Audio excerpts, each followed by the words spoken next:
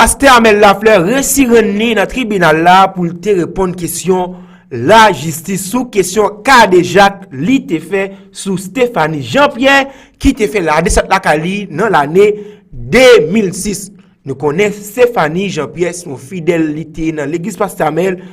Eh bien, li te fait la descente la Cali Pasteur Amel soi-disant li te gain démon sous li. Eh bien, li te tenu la Cali Amel comme souvelé d'après Stéphanie. Yo retiré de mon pour lui en bas gigit.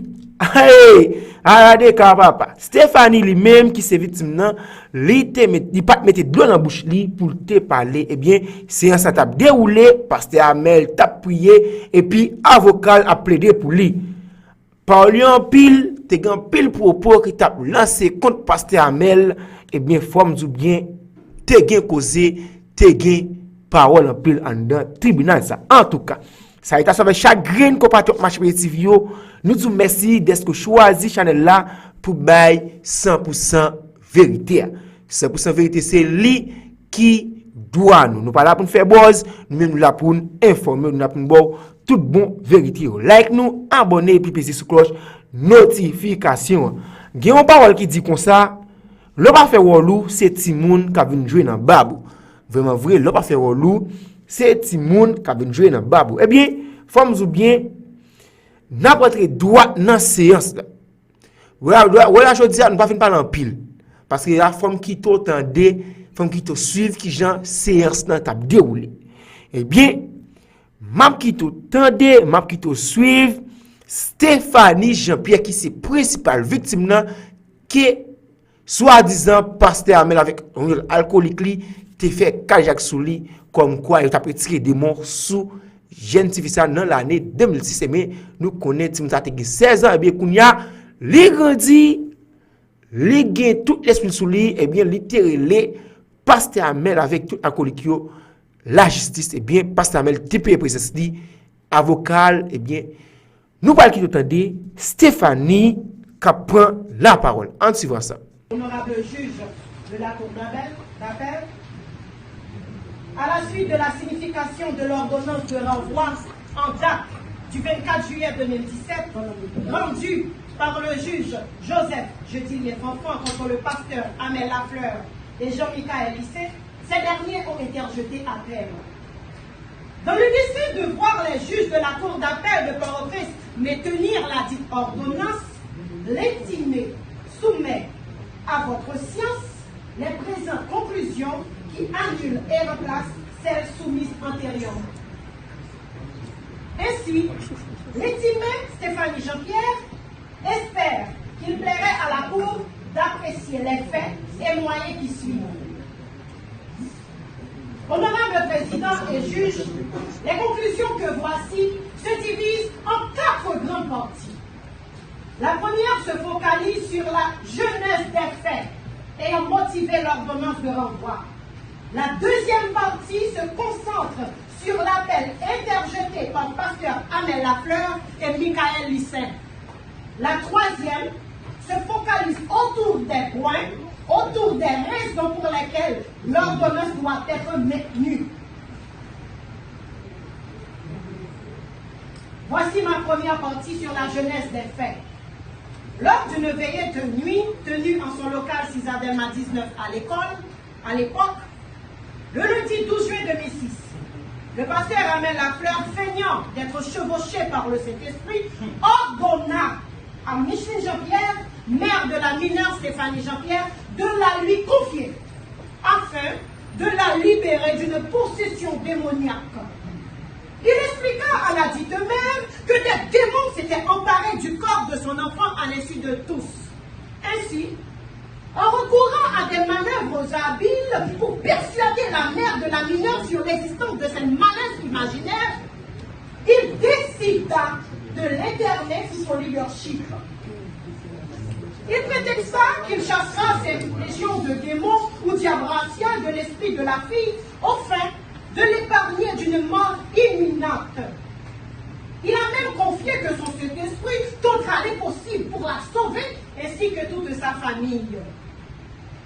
Au cours de cette nuit fatidique, le leader évangélique se mit à parler en langage incompréhensible et et qu'après chaque rafale de déblatération, un autre acolyte explique à l'Assemblée ce que lui, il comprend. Pourtant, dans la matinée de ce mercredi 12 juillet 2006, la mineure, alors âgée de 15 ans, venait de clôturer cet examen de la 3e secondaire. Ce cauchemar d'éternement durera 3 longues années et fut ponctué de viols, d'agressions sexuelles, de sévices, de coups et blessures, et surtout la perte de 3 longues années. Point 1. Un détournement de mineurs suivi de viol. Au lendemain, soit le mardi 13 juillet 2006, vers les 6 heures du matin, le pasteur, en la non-présence de la mère de l'enfant, la conduisit chez lui à Delma 75, où il l'emprisonna dans une chambre. Là, elle passa une journée entière, alitée sur un sac et forcée de jeûner. Il lui administra dans l'après-midi une potion en recette qui l'affaiblit physiquement. Le soir venu, il fut donc catimini dans la chambre pour la violer sauvagement en grommelant un langage impénétrable avec sa Bible en main. Le lendemain du viol, soit le mardi 14 juin 2006, face au refus de la mineure de se laver et pour s'accorder une impunité pour son viol, il se fit aider par de jeunes adeptes dévoués à sa personne, qui la baignèrent de force. Suite à ces faits, il appela la mère de la mineure pour lui laver le cerveau, en lui disant: depuis que soir, oui, c'est Jean-Pierre, des mots dans tes petits toits. Pas oublier, non, c'est Jean-Pierre, seulement. Des mots dans pile menti, oui, c'est pendant. Depuis où, ouais, nous avons seulement menti. Des mots à tout rentrer sous. En tant qu'homme de Dieu, moi-même mettons en garde. Ainsi, ces faits relatés constituèrent le premier acte de viol perpétré sur la mineure. Les journées du 12, du 13 et du 14 juin 2006 sur décrites représentèrent pour elle les 3 premières marches d'une interminable descente vers une cascade tumultueuse de violation de ses droits. Point 2. Déplacement de la mineure, torture et viol répétés. Le pasteur Amel Lafleur, immédiatement après son vol perpétré au cours de la nuit du 13 au 14 juillet 2006, la transféra chez son prophète et évêque Michael Jean-Lucin, le mercredi 14 juillet 2006. Là, elle a connu des journées, des sévices, des tortures, des violences de toutes sortes. Au cours des soirées, des agressions sexuelles et des viols répétés. L'évêque avait pour coutume de décréter des journées de jeûne forcés sous prétexte d'alimenter les démons occupant le corps de la victime. Elle était devenue une esclave sexuelle au service de gourous dépravés jusqu'à sa fuite en mai 2009, après 3 longues années. Point 3. Séquestration incontestable à partir du 15 juin 2008. Stéphanie Jean-Pierre a atteint sa majorité le 15 juin 2008, voire son acte de naissance, code 11. Pourtant, sans son consentement ou sa volonté, elle était internée chez Michael Lissin pour des maladies inventées par le pasteur Amel Lafleur. Ce 15 juin 2008 manqua aussi le début de sa séquestration. En janvier 2009, suite à des rumeurs sur la nature des relations amorales et illégales qu'entretenait l'évêque avec la mineure d'alors, le pasteur Amel Lafleur évita de renouveler son mandat à l'Église. Profitant d'une défaillance de leur système de surveillance, Stéphanie Jean-Pierre a pris la fuite le 9 mai 2009. Au moment qu'il se préparait à l'assassiner afin d'étouffer l'affaire. C'est pourquoi, magistrat, Les parents à cette époque avaient porté plainte contre le pasteur Amel Lafleur, voire la plainte qui a été déposée en 2009, côté numéro 14. Côté numéro 14. Excusez-moi, magistrat, je suis un petit peu ému. Ça fait tellement longtemps que j'attendais ce jour. En 2014, elle déposa une plainte au parquet de Port-au-Prince, au parquet du tribunal de première instance de Port-au-Prince contre ses bourreaux. Des instructions furent réalisées par la juge et pastoresse Denise Papillon, qui s'était volontairement déportée de la connaissance du dossier. Ensuite, le pasteur Amel Lafleur, quoiqu'inculpé au cabinet d'instruction, avait cité au tribunal correctionnel la victime. Il exigeait des dommages et intérêts de 1 500 000 gourdes.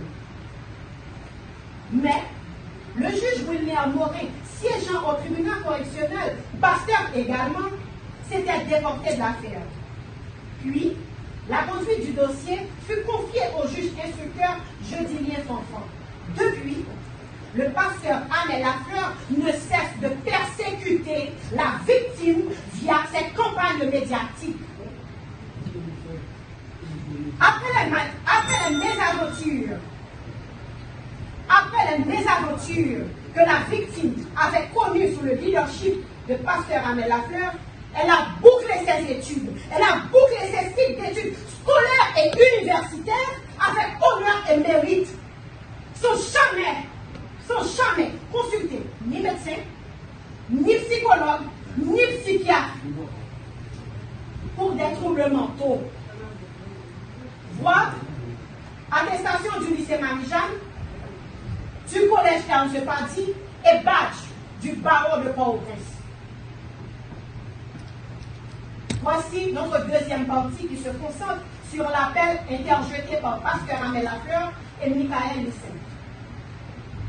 Entendu en date du 3 août 2017, par acte de l'huissier Simon Jean-Louis, près de la cour d'appel de Port-au-Prince, les avocats de pasteur Amel Lafleur et Jean-Michael Lissin ont signifié au greffe de la cour de Port-au-Prince leur assignation contre l'ordonnance de renvoi du tribunal de première instance de Port-au-Prince, rendue le 17 février 2017 par le juge Joseph Jodilien Fanfan, signifié le 24 juillet 2017. Dans laquelle assignation figurent les reproches que voici.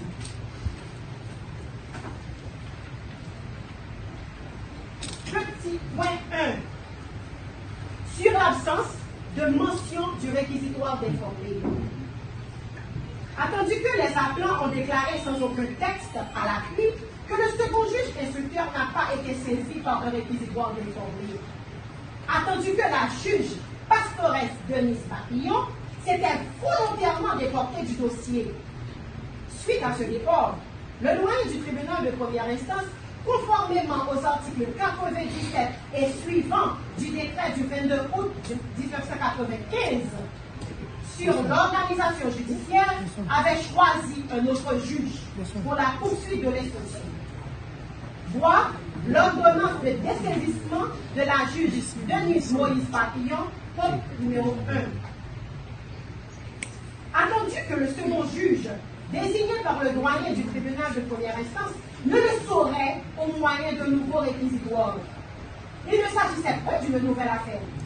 En l'espèce, le fait par le second juge d'instruction de n'avoir pas été saisi par un nouveau réquisitoire ne rend point nul son ordonnance. La note jurisprudentielle numéro 2 au bas de l'article 64 du Code des instructions criminelles dispose, est à l'abri de toute censure, l'ordonnance de l'instruction criminelle contre laquelle il n'est évoqué la violation ou l'omission de formalités essentielles prévues par la loi à peine de nullité. De plus, sur la première page de l'ordonnance de renvoi, le second juge instructeur a fait mention du réquisitoire daté du 28 juillet 2016, vu que c'était la même affaire. Pourquoi la Cour d'appel de Port-au-Prince est acteur à cette observation pour être non fondée. Point 2. Sur l'identification du témoin et sur son absence de prestation de serment. Attendu qu'il est de principe, l'œuvre du juge d'instruction est à l'abri de toute censure, même lorsque certaines formalités essentielles auraient été violées ou omises. Pour qu'elle soit frappée de nullité, il faut un texte pénal le précisant. Contrairement à la remarque des appelants, l'identité du témoin Banel Das a été clairement établie par la présentation de la citation qui lui a été signifiée.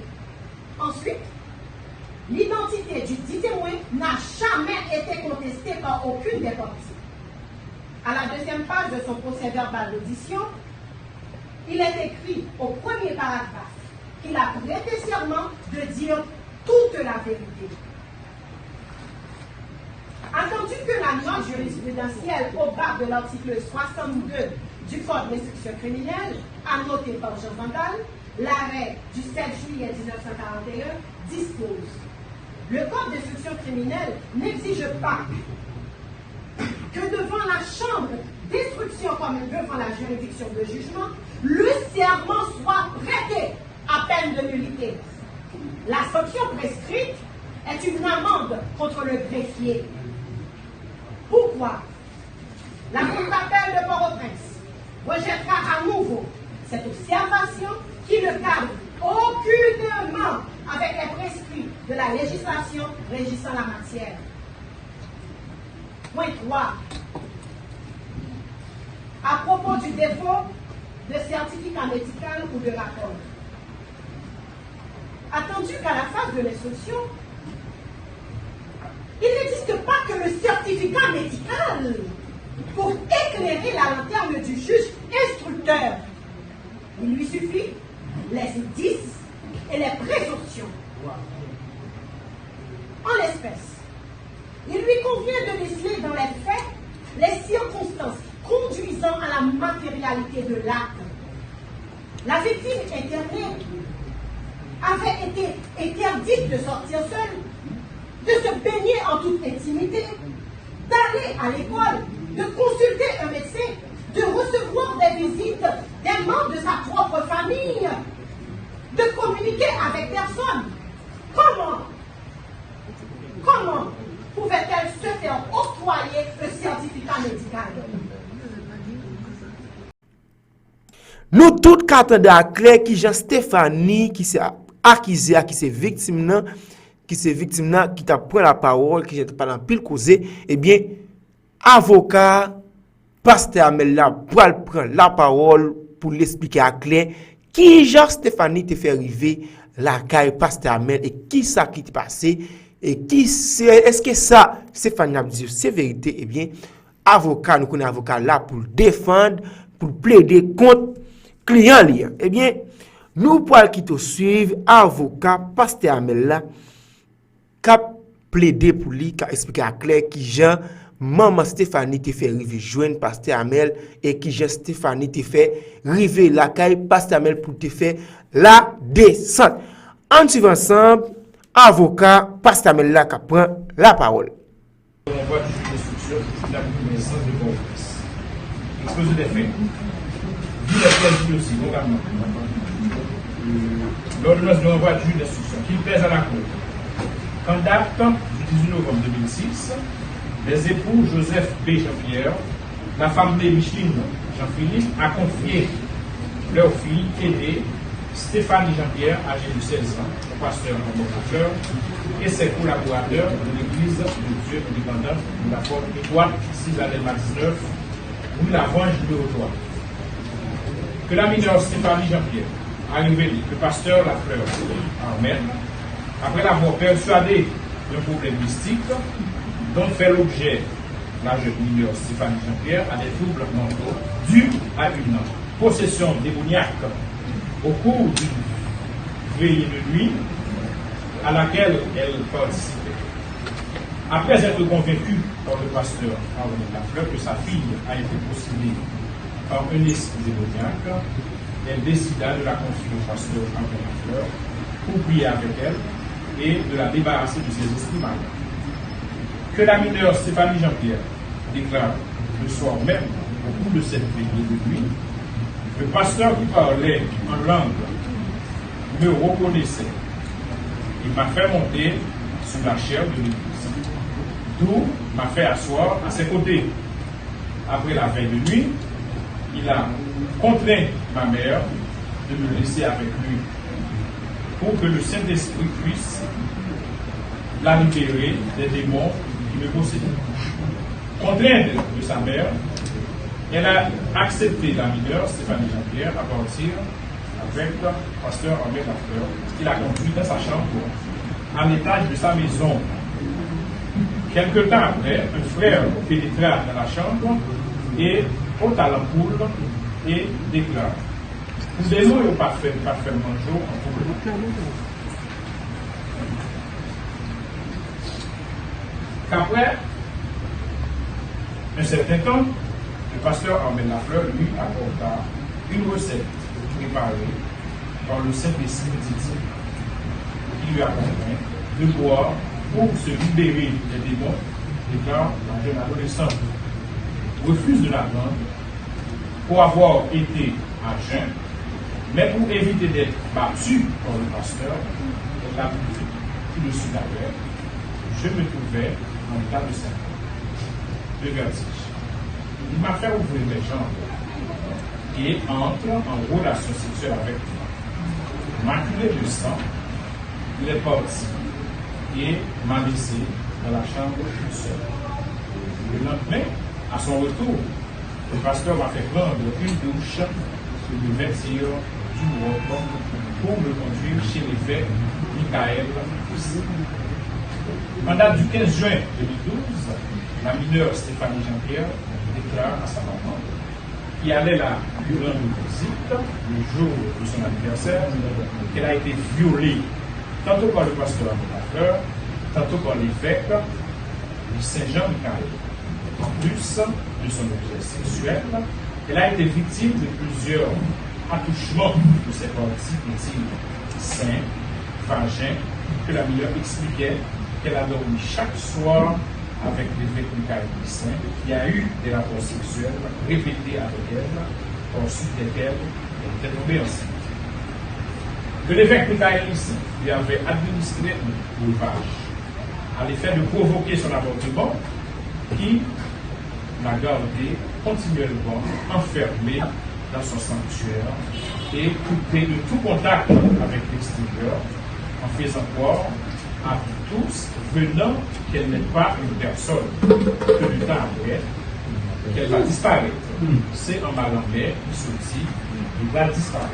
Déclaration faite par que suite à toute sorte d'agression sexuelle, violée, maltraitée, exploitée, que la mineure Stéphanie Jean-Pierre a subi, où elle a passé près de 3 ans, enchaînée, pieds et mains, dans une petite chambrette, tantôt sous la galerie de l'évêque Saint-Michel, après que le pasteur Ahmed Lafleur fini de déguster le miel de sa virginité de la mineure Stéphanie Jean-Pierre. Il l'a transféré à son collaborateur évêque Lissin pour continuer à l'abuser sexuellement et physiquement. C'est contre toutes ces agissements malhonnêtes, dégradants et affaiblissants que la maman de la mineure Stéphanie Jean-Pierre a décidé de porter plainte contre le pasteur Ahmed Lafleur et évêque du Saint-Jean-Michel, laquelle plainte pour le pasteur Ahmed Lafleur s'était consenti à dédommager la fille de Stéphanie Jean-Pierre, où il avait déjà commencé à verser un montant de 250 000 lourdes sur un montant de 5 millions de lourdes demandé par les avocats de la mineure Stéphanie Jean-Pierre. Toutefois, n'étant pas satisfait du montant versé par le pasteur Ahmed Lafleur, Madame Micheline Jean-Pierre Joseph, Berylson et Berylson ont porté plainte contre le pasteur Ahmed Lafleur et Michael Lissin pour séquestration, exploitation, traite de personnes, viol et agression sexuelle sur la mineure, en l'occurrence Stéphanie Jean-Pierre, 16 ans, âgée de 16 ans à l'époque, des faits commis à Delma 75 le 14 juin 2006. En date du 20 octobre 2014, le parquet de Port-au-Prince a sollicité du caractère d'instruction une information en vue de diriger une enquête autour des faits de séquestration, exploitation sexuelle, agression sexuelle contre les inculpés Armel Lafleur et Michael Janis. Que le juge d'instruction a rendu son ordonnance dont le dispositif est ainsi conçu. Disons qu'il n'y a pas lieu à suivre. Il n'y a pas de l'habitude de l'histoire qui vous êtes au gouvernement. Disons par contre qu'il y a lieu à suivre contre les novices et Saint-Michael, pasteur et évêque de leur État, inculpé de détournement, de complicité de détournement de la mineure suivie d'agression sexuelle, vu qu'il existe des indices suffisants et concordants susceptibles d'établir leur responsabilité au fait dit de détournement, de complicité de détournement de mineurs suivis d'agression sexuelle, les renvoyant en conséquence devant le tribunal criminel si les gens, sans assistance de jury, ou être jugés pour détournement de mineurs et de complicité de détournement de mineurs au préjudice de Stéphanie Jean-Pierre, 16 ans à l'époque des faits. C'est contre cette ordonnance que les inculpés Armel Lafleur et Michael Janis ont interjeté appel sur la recevabilité de l'appel à la forme. Attendu que l'ordonnance du juge d'instruction est rendue le vendredi 17 février 2017, signifié le 22 juillet 2017 aux inculpés. Attendu que les inculpés Armel Lafleur et Michael Janis, respectivement, ont interjeté appel par déclaration au tribunal de soit les 24 et 27 juillet 2017, appel de certificat. Attendu que l'appel a été interjeté et suivant l'article 9 de la loi sur l'appel pénal, l'inculpé et la partie spirituelle. L'appel des inculpés sera déclaré recevable. En conséquence, cela est déclaré recevable à la fois. Par ces motifs, le ministère public requiert qui plaise à la Cour de déclarer l'appel des inculpés Armel Lafleur et Michael Janis, interjeté dans le délai légal. En conséquence, il sera déclaré recevable à la fois. Au fond, sur les griefs motivant le recours de l'appelant Armel Lafleur. Premièrement, nullité de l'ordonnance corrélée pour excès de pouvoir et violation de la loi. Deuxièmement, l'inconstance des faits et violation de la loi. Attendu que l'appelant reproche l'ordonnance du juge d'instruction, qui fait que le dossier a été confié d'abord au juge Papillon, qui a réalisé plusieurs auditions, que le juge François Judilien n'a pas mentionné le réquisitoire informé duquel il a déclenché son instruction, que cette irrégularité semble nulle et de volonté absolue. Attendu qu'une fois que le dossier a été saisi par le juge et qu'il commence à réaliser plusieurs auditions, pour une raison et pour une autre, le juge est dessaisi les droits du doyen pour restituer le dossier à un autre juge, en ce qui avait du réquisitoire informé déjà versé au dossier. Attendu que la redistribution du dossier par un autre juge revêt un caractère administratif, en conséquence, seul le doyen du tribunal, en tant qu'administrateur, né à qualité pour ce faire. En conséquence, ne peut parler d'irrégularité de l'œuvre du juge. Par ces motifs, il y a eu pour la Cour de rejeter ce moyen pour ne pas fondé. Sur l'inconsistance des faits, attendu que la blanche Armel Lafleur reproche l'inconstance des faits pour dire que dans le dossier, il n'y a pas de pièce à conviction, comme procès verbal, certificat médical ou autre.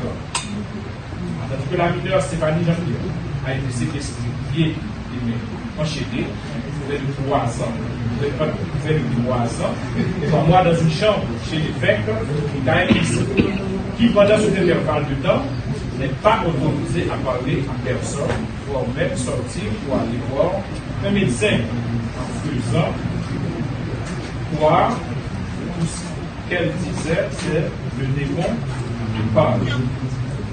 Attendu que les deux inculpés ont reconnu et font aveu que la mineure Stéphanie Jean-Pierre a passé près de 3 ans en prière chez l'un ou l'autre lequel possédait un esprit démoniaque, et pour chasser ce esprit malin, ils ont fait subir toutes sortes d'injures à la fille de Stéphanie.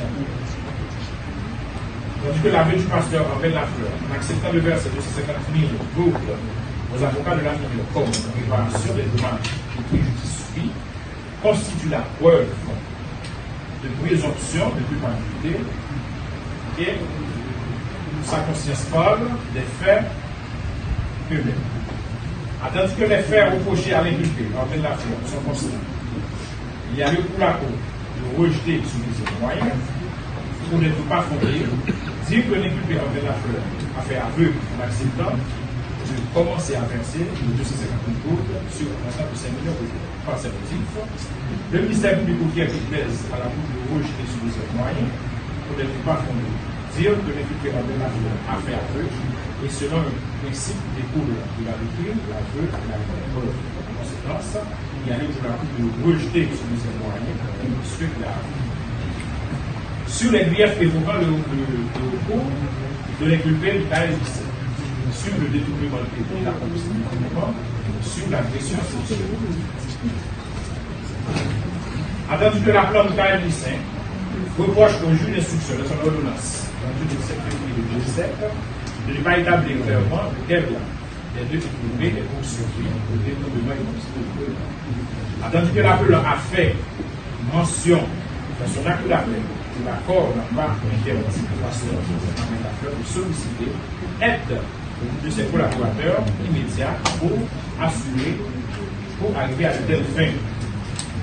Attendu que la maman de la mineure Stéphanie Jean-Pierre avait confié sa fille au pasteur avec la fleur dans l'unique but de prier pour elle au sein de l'église, non pas pour aller de la maison du Caïn du Saint. Tandis que le fait d'abuser sexuellement la mineure Stéphanie Jean-Pierre constitue un cas de détournement de mineur de la question sexuelle de viol. Tandis que l'équipe de Caïn lycée reproche au juge d'instruction le fait qu'il n'y a pas aucun certificat médical, encore moins de rapport d'expertise d'ADN, permologique n'ont été réalisés pour prouver qu'il y a eu viol, que l'auteur prétend du viol serait l'inculpé général. Tandis qu'effectivement, il n'y a pas de certificat médical pour prouver qu'il y a eu viol sur la mineure Stéphanie, mais aussi, l'appelant à oublier aussi que l'agression sexuelle est punie de la même peine que le viol, et encore pire, il a administré un breuvage à la mineure pour provoquer son avortement, qui est aussi punissable au prix de meurtre. Tandis que la mineure déclare qu'elle a été violée à plusieurs reprises par l'évêque Michael Saint, avec elle, elle a été tombée enceinte. Tandis que l'évêque Michael Saint avait appelé un village de l'université catholique pour provoquer son avortement après avoir tombé enceinte, soit pour lui ou bien pour le pasteur en même temps. Tandis qu'il y a eu pour le ministère public de constater qu'il y a 10 suffisants pour maintenir l'ordonnance du juge d'instruction dans toute sa forme et par ses motifs, le ministère public qui pèse à la Cour le déclare recevable en la forme la peine interjetée par les inculpés en fait l'affaire du catholique pour être interjetée dans le délai légal. Dire qu'il a été bien ordonné et mal appelé en conséquence, maintenir l'ordonnance par le juge d'instruction en date du 7 février 2017 dans toute sa forme de demeure pour sortir son plein et entier de fait et sur cela. Ici, au droit du président, le ministère public acte de ce qui vient de lecture des conclusions qui ont été mises en place de cette affaire. Hey, ouais, bon, Jerry, c'est un exemple, et français vient parler dans le tribunal là, mais français qui parle, avocat, il faut parler français. Ok, eh bien, c'est français qui parle. Moual qui t'entendait avocat Stéphanie a dédoublé parce que ça avocat pasteur Meldia c'est pas ça dit tout. Eh bien avocat ça nous connaît son avocat qui nous connaît c'est très populaire dans le tribunal là dans le pays d'Haïti. Bien monsieur dédoublé sur avocat pasteur Mel Lafleur qui t'a contredit la météo connaît avocat depuis avocat depuis même si client victime ou connaît en Haïti même depuis client victime même Li là, même si bah ta vérité, lui là pour le défendre client pour si client ta gagné procès. Eh bien, avocat Stéphanie, un avocat de renom, eh bien, li dédoublé dans le tribunal là, li met cause à terre, elle pose un peu de questions, ça qui fait, yo t'est arrivé, by somme l'argent ça, pour te dédommager. Ou t'es comme ça? Et le marché pour les TV, vous tout bail ça, marché pour les TV, nous là pour tout nouvelle nous là pour toute information. Nous pas qui t'entendez avocat Stéphanie 4 mètres français à terre connaît français à parler faut mettre ça clair pour tendre mettre ça là pour tendre ça a dit entre ensemble avocat Stéphanie qui t'a met cause à terre grand pile parole qui dit ensemble. En utilisant cette voie de recours, cherche une échappatoire à la condamnation. Cette ordonnance est taillée à l'angle du doigt et elle est truffée d'indices suffisants et concordants. Tous les moyens présentés par les appelants pour demander à la cour d'appel de l'infirmer ne tiennent point. Voici ci-dessous des raisons ou indices indéniables, suffisants, concordants et indémontables sur lesquels le juge instructeur s'était basé pour élaborer son œuvre. 1. L'indice des dédommagements versés aux parents de la victime. Attendu que le pasteur Amel Lafleur a déclaré avoir versé aux parents de la victime via leur avocat, Maître Morancy, Noé à l'époque, la somme de $50,000 comme dédommagement, laquelle déclaration a été soutenue par le pasteur Renaud Lanois et la pastoresse Michael G. Joseph. Pourquoi a-t-il déclaré avoir versé de l'argent s'il n'était pas fautif? Voir procès-verbal d'audition de Michael G. Joseph, page 5, code 16. Voir procès-verbal d'audition du pasteur Amel Lafleur lui-même à la page 9, code 9. Voir ordonnance du juge instructeur, page 9 également, code 13. Voir procès-verbal d'audition du pasteur Renaud Lanois, page 2, code 15. Une autre présomption ou indice grave considéré par le juge instructeur, un mode de preuve lui permettant de procéder par déduction. Attendu que cette histoire de dédommagement a été vigoureusement démentie par Maître Noé Morancy, invité au cabinet d'instruction. Il avait mis le pasteur Lafleur au défi de prouver ce fait. Voir procès-verbal d'audition de Maître Noé Morancy, code 10. Jusqu'à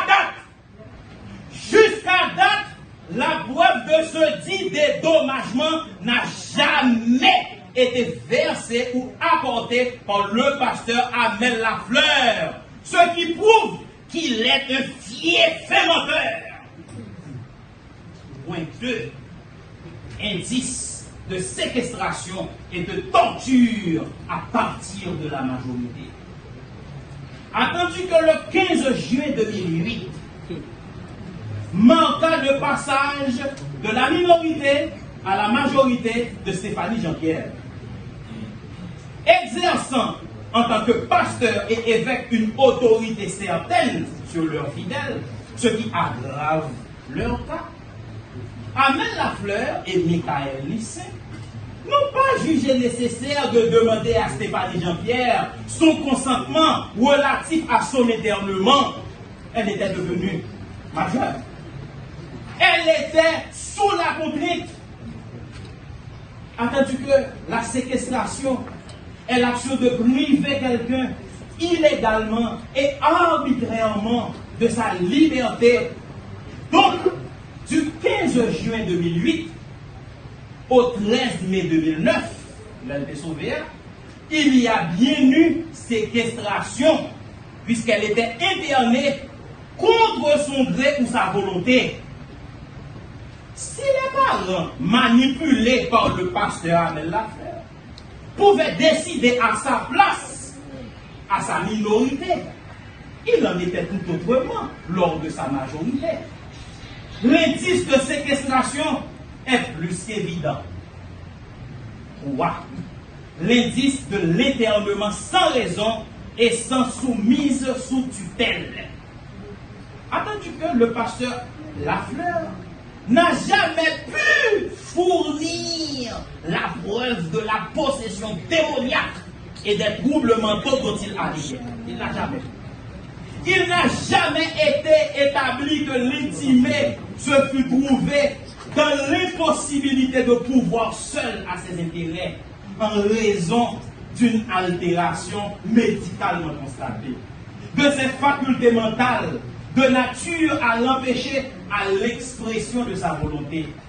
Légalement, il n'y avait aucune tutelle.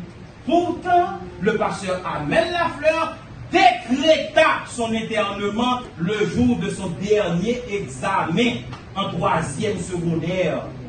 Par la suite, les résultats indiquaient son admission en classe supérieure. Les imposants. Alors, si effectivement elle était malade, elle ne saurait progresser scolairement. Elle n'a jamais doublé même une classe. Après sa fuite en 2009, en mai 2009, elle reprit brillamment ses études. Actuellement, la voici, licenciée en droit. Et elle a fait le droit pour ce dossier. Elle n'a jamais été traitée pour le diagnostic fomenté par le pasteur Amel Lafleur. Avec votre permission. Levez, parlez.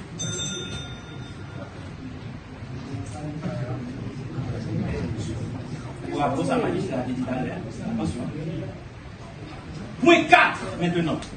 Bravo. L'indice d'escroquerie.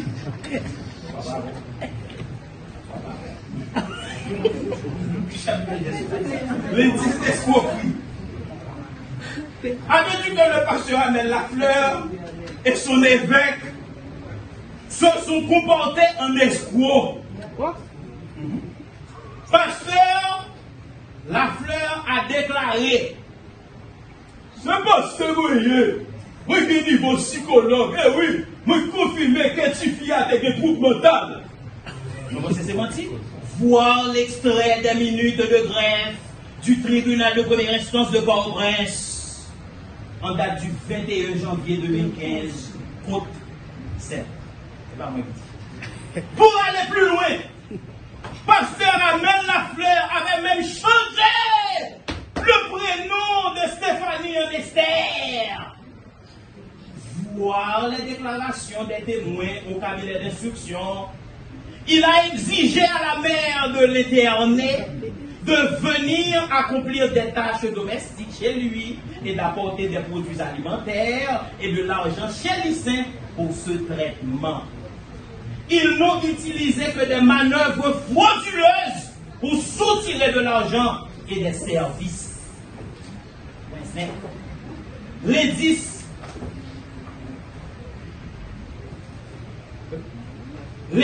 de détournement de la mineure maintenant. Attendu que l'article 9, alinéa 1 de la Convention relative aux droits de l'enfant du 20 novembre 1989, annexé, dispose les États partis. C'est gentil qui parle. Les États partis. Les États partis veillent. Les États partis veillent à ce que l'enfant ne soit pas séparé de ses parents contre leur gré magistrat, à moins que les autorités compétentes ne décident sous réserve de révision judiciaire et conformément aux lois et procédures applicables que cette séparation est nécessaire dans l'intérêt supérieur de l'enfant. Faisant fi de ce principe, le pasteur a utilisé la fraude, la manipulation pour provoquer le déplacement de la mineure. Lui et son évêque ont brisé l'obstacle de l'autorité parentale pour se donner une totale liberté d'exploitation sexuellement sur une personne vulnérable de 2006 à 2009. Le pasteur Amel Lafleur et son évêque Michael Lissin ont manipulé la mère de la mineure d'alors en la faisant croire que sa fille était en proie à une possession démoniaque. Cette mère aimante, zélée, non intellectuelle et croyant fortement en son pasteur, ne désirait que la survie de sa fille et de sa famille. 6. La mission du juge instructeur. La recherche des indices. Attends-tu que le juge instructeur, pour faire œuvre qui vaille, a besoin de présomption et d'indices suffisants et concordants pour bien utiliser ces indices ou présomptions? Le dit juge n'a qu'à compter sur leur renforcement. De plus, il n'est pas tenu pour rendre son ordonnance d'adopter la position du parlement. Ah, m'babon menti, bagay yo en pile. Eh bien, yo renvoyé séance là pour 8 jours. Pour 8 ça m'ba moi, pour 8 jours quand lundi matin là, lundi bien bonnet ou ka moun sa tourner. Est-ce que Amel Lafleur mit pied parce que ça m'oué Amel Lafleur y a dit Amel Lafleur là, ça m'tendait c'est gros parole. Eh bien, yo envoyé yo ba juge bay rendez-vous sur 8 jours pour retourner dans le tribunal là. Eh bien, est-ce qu'il Amel Lafleur met pied? Par contre, c'est question qu'a posé parce que Amel Lafleur passe un mauvais moment en bas bouche population. Eh bien, nous vous remercions de s'interpréter nous écouter de nous. Pas oublier même Machibé TV. Machibé TV nous même nous pas là pour nous faire buzz. Nous là pour nous 100% vérité. Like nous, abonnez et puis